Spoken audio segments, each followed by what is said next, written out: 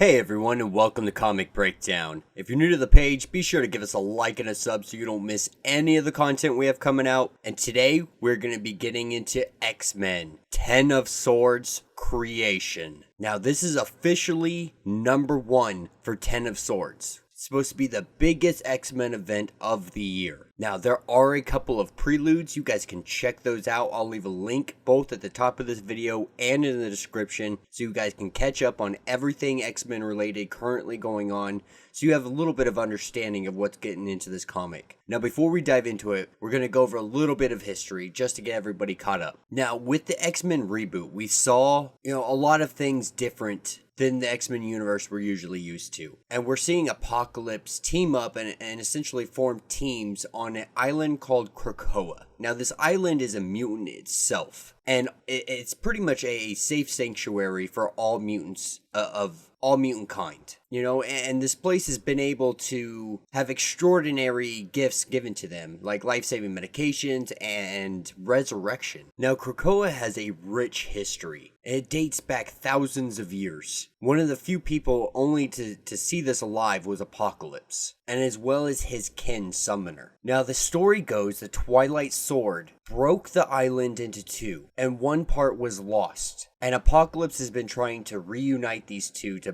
bring back whatever mutants are on the other side, and they can flourish together. Apocalypse lost a lot in this, and he's been very vague on what he's lost exactly. But it seems like his end goal here, no matter what the stakes, he's gonna unite these two islands back together. He's gonna make them whole again, and this is supposed to help mutant kind as a whole as well. So with that being said, let's dive into this issue. So picking up in this issue, we arrive in Otherworld. And we see our new villains, Death and War, the Blood Moon, the Unbeater. We see these guys laying siege to Del Delor. It's the last watchtower in the kingdom of Dryador in Otherworld. Now, Otherworld is made up of so many different kingdoms, and we'll be going through them as the story progresses. And immediately jumping into this, we see that these guys have this fortress outmatched. So much so that they try to send an emissary out and get a message to the Citadel. Now, the Citadel is like the epicenter of all of Otherworld, and it has gateways to all realities. So you can only imagine the havoc you could wreak on so many realities if you were an evil person that controlled the epicenter. Now, the emissary was shot, but the message was clear. Arakko has fallen. Now, Arakko is the other half of the island, the part that was lost after the sword split it in two. And this is when the ruler of Otherworld, the ruler of Starlight Citadel, tells her people that she needs her cards, her tarot cards. And they gather all the necessary items to be able to read these properly. And she reads the cards and sees what is to come. And she really breaks down one by one exactly what these cards are meaning. Not necessarily in a way that you can understand, but more in metaphors, more in riddles. So they can be interpreted many different ways. And I'm sure a lot of people are going to have tons of theories on exactly what each card means and what it stands for and what it all is going forward. But what I take away most from this is it looks like Genesis, which was Apocalypse's wife, and we talked about that in the prelude. It looks like she's our unnamed adversary, because when they gave us a list of the sword bearers of Arakko, her name was listed as unclassified. And so these cards give her some insight on what's coming up in the future and that there's something huge coming, and it's going to be a battle. Now, picking up at the Arakko point, on Krakoa, we're at the external gate, and Summoner comes plowing through the external gate with Banshee unconscious in his arms. And they get him to the healing gardens where they can try to heal him up, and Summoner lets him know that they were ambushed. Now, Summoner was sent ahead by Apocalypse. Apocalypse told him, let them know I'm coming, and if something happens, if war breaks out, come back. And that's exactly what happened. He made his break and was able to come back. So Apocalypse takes him to what they call the Quiet Council. And I know a lot of you are going to recognize a lot of individuals here. And what Apocalypse is proposing is that they need to do something because a war is coming. And everyone's really a kind of against the idea that he made a gate. You know, he did it without asking, he did it without the permission of the council, so they're really upset with him in that regard. But Krakoa, the island, it acknowledges and accepts the gift of the external gate. So it's something it wants, because it wants to reunite with its other half. And at the end of the day, Krakoa makes the big calls, the big shots. If it doesn't want something, it's not going to happen. Because at the end of the day, this is a being. It's sentient. And so their agreement is very hardly based on the cooperation of mutant kind doing what Krakoa wants it to do. And Summoner tells the council exactly what happened. You know, 3 people walk through the portal. Banshee, Eunice, and him. And almost immediately, they were attacked. And Eunice was captured, Banshee was knocked unconscious, and Summoner was able to get him out of there in time. And Summoner says at this point, it's inevitable. The war is coming. This world is going to end. And Apocalypse really goes into a little more backstory. He talks about thousands of years ago how he gave up, half the world to stop these monsters at all costs. His wife, his children, scores of godlike mutants. So, there's no question that this is a real threat. It's going to happen. And if they don't do something now, it's all going to be open. And so they suggest that to shut it all down. Just close the gate. Why not? This will stop everything from happening. But that it would also leave Eunice out in the open. And there's still the question of the Citadel and things of that nature. There's other ways to get into Krakoa. This isn't the only option that they have. And it gets to the point where everybody in the council puts it to a vote. And the vote is they destroy it. But this is where Krakoa interrupts. And very angrily interrupts with the council and tells them, no, that's not happening. Krakoa says the external gate's going to stay open. And Apocalypse knew this was going to happen because at the end of the day, Apocalypse and Krakoa want the same exact thing. They want to reunite these two into a one again. And so Apocalypse says he's going to do a rescue mission to the Otherworld. He's going to ask for some volunteers. And this is where we're met with Polaris and Havoc. They're waiting at the external gate. They volunteered to go on this mission, as well as Rockslide, Beast, and Angel. Jean Grey's here. So we have a good team here to be able to go on this rescue mission. We also have Siren here. Siren definitely wants to go help Banshee. But Angel's really here because he doesn't trust Apocalypse. This is all just too much, secret lands and hidden histories. He just feels like Apocalypse is up to something else and that it's going to end up biting them in the butt at the end of the day. So we see Monet and a few others and they start to get ready and they head into the portal. Now, picking back up in the healing gardens, we're met with Cable and Rachel. And they're standing over Banshee's body, just trying to see what they can do, if anything. So they decide to kind of tap into his mind, read his thoughts, and find out what happened. Now, back at the external gate, our team goes through. And as soon as they arrive in Otherworld, they see all-out war. The armies have reached the Citadel. They've reached the epicenter, and they are doing a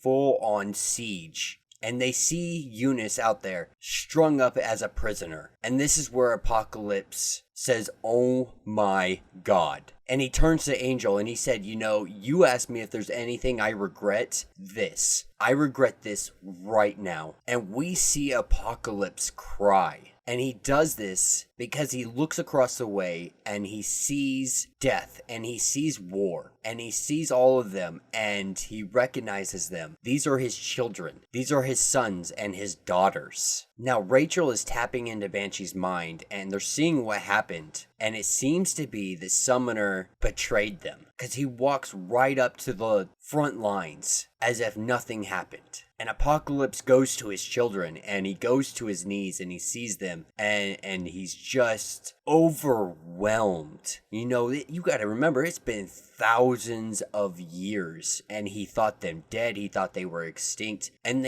his children tell him, stand. We want to remember you as you are, as a titan, as a god, not somebody that's on their knees. And he asked, how did you guys survive? And they said, it wasn't easy, but we were able to make it. We were able to survive through all of it. It could have broken the strongest of us, but we've washed away our weakness. We are the strong. We're the ones that are meant to survive. And it wasn't love that got us through, but it was hate. And this is where we see War and Summoner both attack Apocalypse, and War drives a spear right through the chest of Apocalypse. Siren screams and throws them off of him. And back with Rachel and Cable, we see that the Summoner was really betraying them. And then Opal comes to them in a vision and shows them something that they need to get. And so they need to get back to their parents. They need to get back to Cyclops and Jean Grey. Now, picking back up in the Citadel with Opal, she's meditating, and she comes out of this meditation where she helped the kids out, Rachel and Cable. And she's getting briefed on the war that's literally happening at the feet of her Citadel. And for her, this is nothing. These are pawns in a game. This is the Hangman card that was drawn. The Krakoans have come. And as she decides if she's going to help, she peers down to the battlefield, and we see the X-Men battling this giant army. And Rockslide goes against Summoner, and Summoner pulls out his sword and slices Rockslide